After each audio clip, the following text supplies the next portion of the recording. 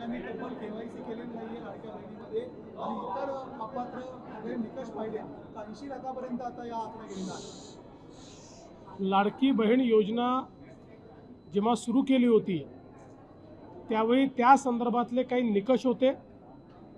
त्या निकषाच्या आधारावर बहिणींना अर्ज करायला सांगितलं होता आणि कागदपत्रांच्या पूर्ततेला वेळ लागेल म्हणून ही मुभा दिली होती की त्यांनी सेल्फ सर्टिफिकेशन करायचं, म्हणजे त्यांनी जे सांगितलं ते सत्य मानून आपण त्या ठिकाणी त्यांना लाडक्या बहिणीचा लाभ देणं सुरू केलं।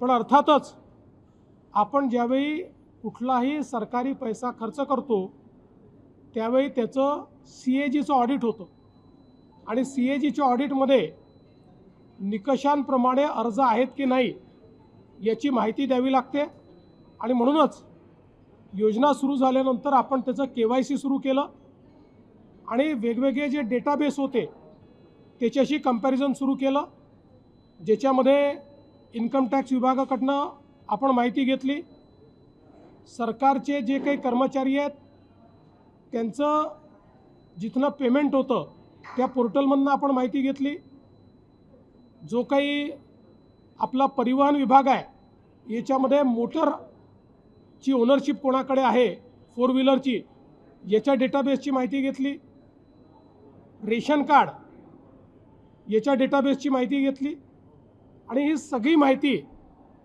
आपण ज्यावेळेस कोलेक्ट केली त्यावेळी असं लक्षात आलं की 5 लाख लोक असे आहेत ज्यांच्या घरी सरकारी नोकरी आहे, 14,000 तर पुरुषच निघाले, जवळपास 10 लाख असे निघाले की ज्यांचं उत्पन्न 2.5 लाखापेक्षा जास्तीचं आहे।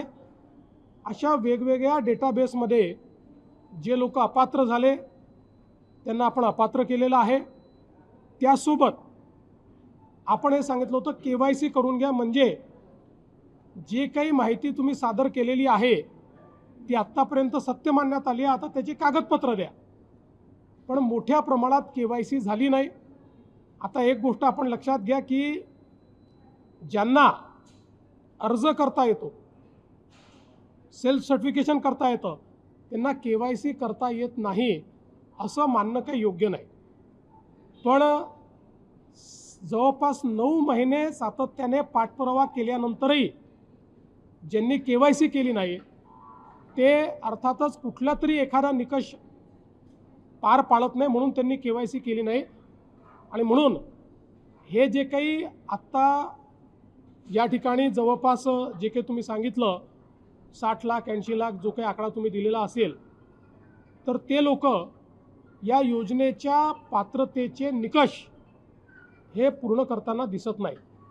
जवळपास 1,70,00,000 महिला, थोडं आकडा कमी अधिक असेल 3-4 हजार नी, पण 1,70,00,000 महिला ज्या आहेत या निकष पूर्ण पार करतात, त्यांची KYC झालेली आहे, त्यामुळे त्यांना लाडक्या बहिणीचे पैसे मिळतच राहतील।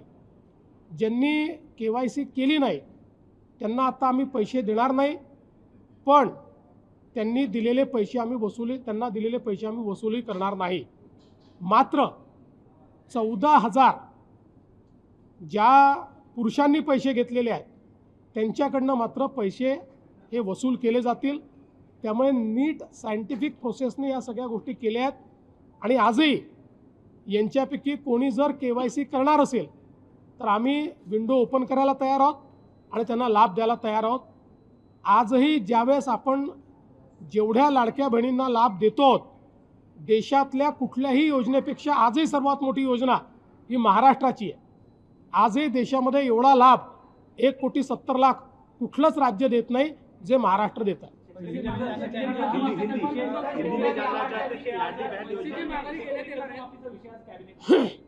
शेतकरी कर्जमाफीचा विषय कॅबिनेटला आहे, मंत्रिमंडळ त्याच्यावर निर्णय घेईल, पण आम्हाला इलेक्शन कमिशननी अट टाकली आहे, जेव्हा आम्ही त्यांना परवानगी मागितली तसं त्यांनी अट टाकली आहे की तुम्ही विषय मंजूर करून पुढची कारवाई करा, पण त्याची घोषणा तुम्हाला करता येणार नाही। त्यामुळे आम्ही आज अधिकृत घोषणा इलेक्शन कमिशनमुळे करू शकत नाही। आज आम्ही निर्णय घेऊ, निर्णयाप्रमाणे कारवाई सुरू करू, इलेक्शन संपल्यानंतर त्याची घोषणा करू. सर याचा अर्थ शेतकरी कर्जमाफी अंतिम टप्प्यात आहे, केवळ घोषणा बाकी असं म्हणता येईल?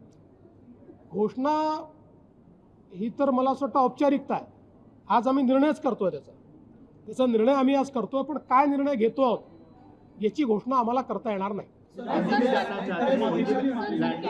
केलेले आहेत बदल्यांसंदर्भात. हा सीआयडीच्या एसपी ज्या होत्या पुण्यामध्ये, वैशाली मानेंनी काही आरोप केले की ते बदल्यांमध्ये या संदर्भात DG साहेब लक्ष घालतील आणि जे काही त्या बोलल्या आहेत, मला माहीत नाही ते काय बोलले आहेत, मी ऐकली नाही आहे, पण DG साहेब त्यात लक्ष घालतील. लाडली बहन योजना में 81 लाख महिलाओं के नाम वहाँ पर काटे गए हैं और 60 लाख से भी ज्यादा महिलाएं हैं, उन्होंने KYC भी नहीं की है.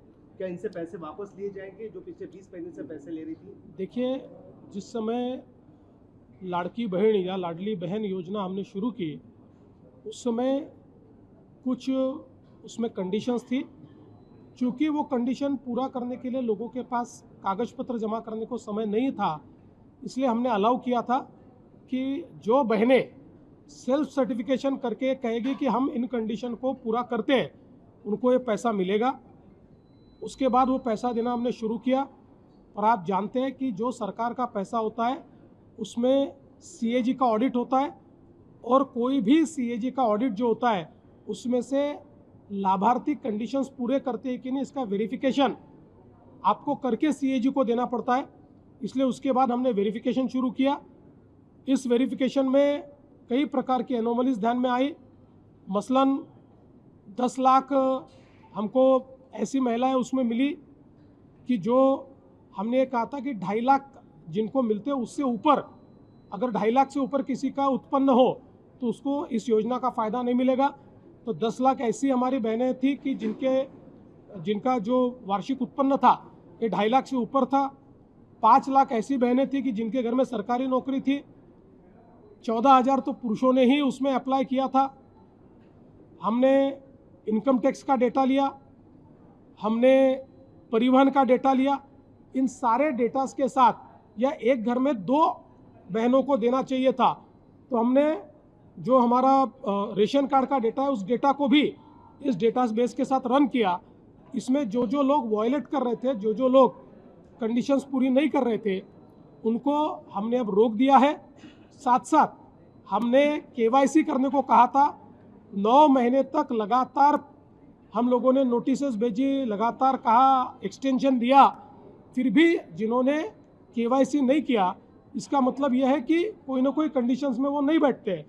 इसलिए ऐसे लोगों का अभी जो हम लोग उनको पैसा देते तो हमने बंद किया है.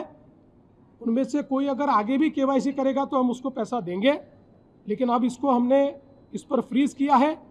और साथ साथ ये भी फैसला किया है, इनमें से किसी के भी पैसे वापस हम वसूलेंगे नहीं.